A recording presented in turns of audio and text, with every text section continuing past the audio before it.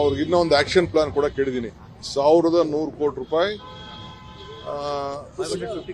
550 kilometre arterial ರೋಡ್ಗಳು ಅದನ್ನ ಮಾಡಕ್ ಹೇಳಿದ್ದೀನಿ. ಸೊ 550 ಕಿಲೋಮೀಟರ್, 1 ಕಿಲೋಮೀಟರ್ಗೆ 2 ಕೋಟಿ ರೂಪಾಯಿ, 1100 ಕೋಟಿ ರೂಪಾಯಿ.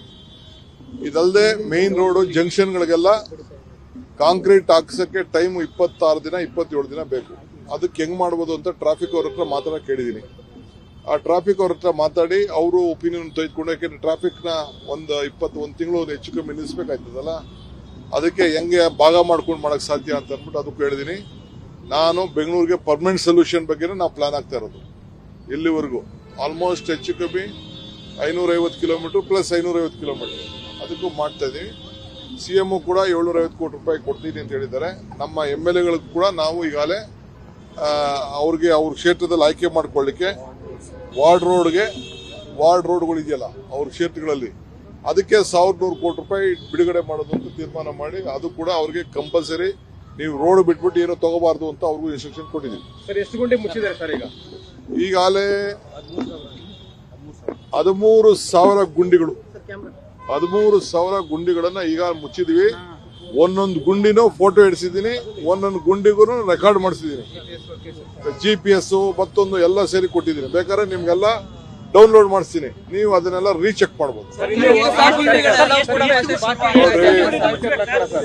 ಇಡೀ ದೇಶದಲ್ಲಿ ಯಾವ ಬೆಂಗಳೂರು ನಗರದ ಮಂತ್ರಿ ಇರ್ಬೋದು, ಯಾವ ಅರ್ಬನ್ ಡೆವಲಪ್ಮೆಂಟ್ ಮಿನಿಸ್ಟರ್, ಸಾರ್ವಜನಿಕರು ಎಲ್ಲರೂ ಗುಂಡಿ ಕಂಡ್ರೆ ನೀವು ನಿಮ್ ತೊಂದರೆ ಇತ್ತು ಅಂದ್ರೆ ನೀವು ನಮ್ಗೆ ತಿಳಿಸಿ ಅಂತ ಯಾರು ಕರೆದಿರ್ಲಿಲ್ಲ. ನಾನೇ ಆಪ್ ಮಾಡಿ ಪೊಲೀಸ್ ಅವ್ರ ಕೆಲವು ಬರ್ಸ್ಕೊಂಡು ಮಾಡಿದ್ದು ಇಡೀ ದೇಶದಲ್ಲೇ ನಮ್ಮ ಕರ್ನಾಟಕ ರಾಜ್ಯದಲ್ಲಿ ಮಾತ್ರ. ಎಲ್ಲಾ ನಗರದಲ್ಲೂ ಇದೆ. ಆದ್ರೆ ನಮ್ದು ಪಾಪ ಏನ್ ಮಾಡ್ತೀರಿ, ಇದೊಂದು ಗ್ಲೋಬಲ್ ಸಿಟಿ ಅಲ್ವಾ, ಅದಕ್ಕೆ ಹೆಚ್ಚಿಗೆ ನೀವು ಪ್ರಚಾರ ಮಾಡ್ತಾ ಇದ್ದೀರಿ. ಪ್ರಧಾನಿ ರಸ್ತೆಯಲ್ಲಿ ಅಲ್ಲಿ ಗುಂಡಿ ಇದೆ ಅಂತ ಹೇಳಿದ್ರಿ, ಅಲ್ಲಿ ಗುಂಡಿಗಳಿಲ್ಲ ಅಂತ ಬಿಜೆಪಿ ನಾಯಕರು ಹೇಳ್ತಿದ್ದಾರೆ.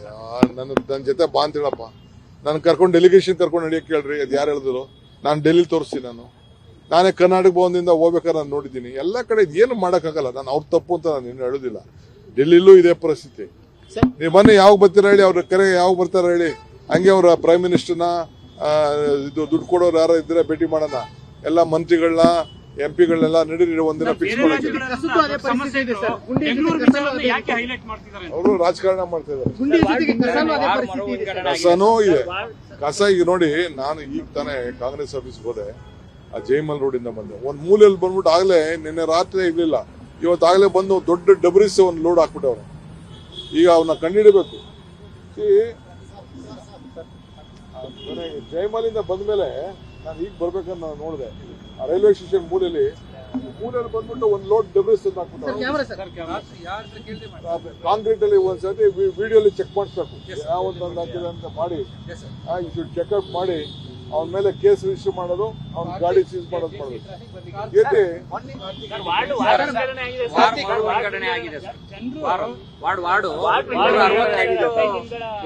ನನಗೆ ಗೊತ್ತಿಲ್ಲ, ಅದಕ್ಕೆ ಕಮಿಟಿ ಇದೆ, ಆ ಕಮಿಟಿಯವರು ಮಾಡಿರ್ತಾರೆ.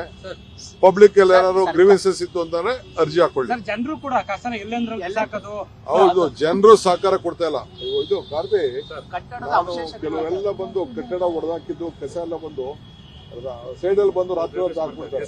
ಅದು ನೀವು ಅಲ್ಲಿ ಐಡೆಂಟಿಫೈ ಮಾಡಿ, ಎಲ್ಲಿ ಜೈಮಲ್ ಕ್ರಾಸ್ ಅಲ್ಲಿ ರೈಲ್ವೆ ರೈಟ್ ಸೈಡ್ ಅಲ್ಲೇ ಈಗ ಹಾಕಿದ್ದಾರೆ, ರಾತ್ರಿ ಹಾಕಿದ್ದಾರೆ. ಒಂದ್ ನೋಡಿತ್ತು, ಕ್ಯಾಮರಲ್ಲಿ ಚೆಕ್ ಮಾಡ್ಬಿಟ್ಟು ಮಾಡಿ.